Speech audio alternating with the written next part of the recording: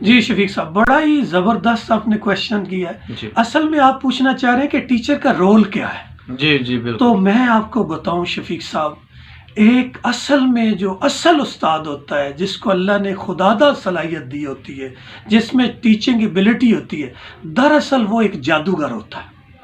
اس نے جادوگری کی، اس کے پاس ایک چھڑی ہوتی ہے، اس کے ساتھ جیسے ہی اپنی وہ کلاس میں انٹر ہوتا ہے یا اپنے بچوں کے ساتھ مخاطب ہوتا ہے، ایک جادوگری کے ذریعے، ایک موٹیویشن کے ذریعے وہ اپنے بچوں کو، سوئے ہوئے بچوں کو جگا دیتا ہے اور ان کے اندر تحریک پیدا کر دیتا ہے۔ اس کی باتیں بچوں کے دلوں کے اندر پینیٹریٹ کر جاتی ہیں اور ایک جذبہ اور ایک ان کے اندر ایک ہمت پیدا ہو جاتی ہے، انہیں اپنی آگے منزل نظر آنا شروع ہو جاتی ہے۔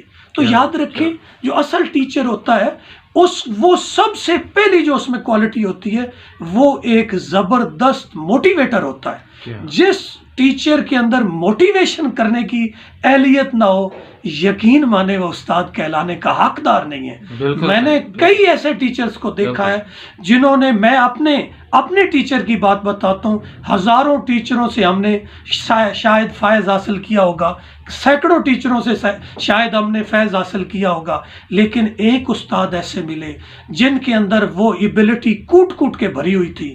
انہوں نے کلاس میں آ کے چند لمحوں کے اندر ایسی موٹیویشن ہمارے دلوں میں ڈالی، یقین جانے آج بھی وہ ہمارے لیے مشعل رہا ہے اور ہم اس کی وجہ سے آگے بڑھتے جا رہے ہیں۔ تو میری بات ہے نا نٹ شیل، کہ ایک ٹیچر ایک زبردست موٹیویٹر ہوتا ہے۔ اگر ٹیچر موٹیویشن نہ کر سکے، وہ ٹیچر کہلانے کا حقدار نہیں ہے، اور اس کی موٹیویشن بچے کے دل میں جب اترتی ہے تو وہ اپنی زندگی، اپنے سر دھڑ کی بازی لگانے کے لیے تیار ہو جاتا ہے۔ اور جب ایک سٹوڈنٹ سر دھڑ کی بازی لگانے کے لیے تیار ہو جاتا ہے، اپنے کیریئر کے حصول کے لیے، اپنی منزل کے حصول کے لیے، جب وہ اس قابل تیار ہو جاتا ہے، یاد رکھیں پھر اس کی راتوں کی نیندیں حرام ہو جاتی ہیں، اس کو رات کو نیند نہیں آتی، اور جب تک وہ اپنی منزل کو حاصل نہیں کر لیتا، وہ کبھی زندگی میں بیٹھتا نہیں ہے۔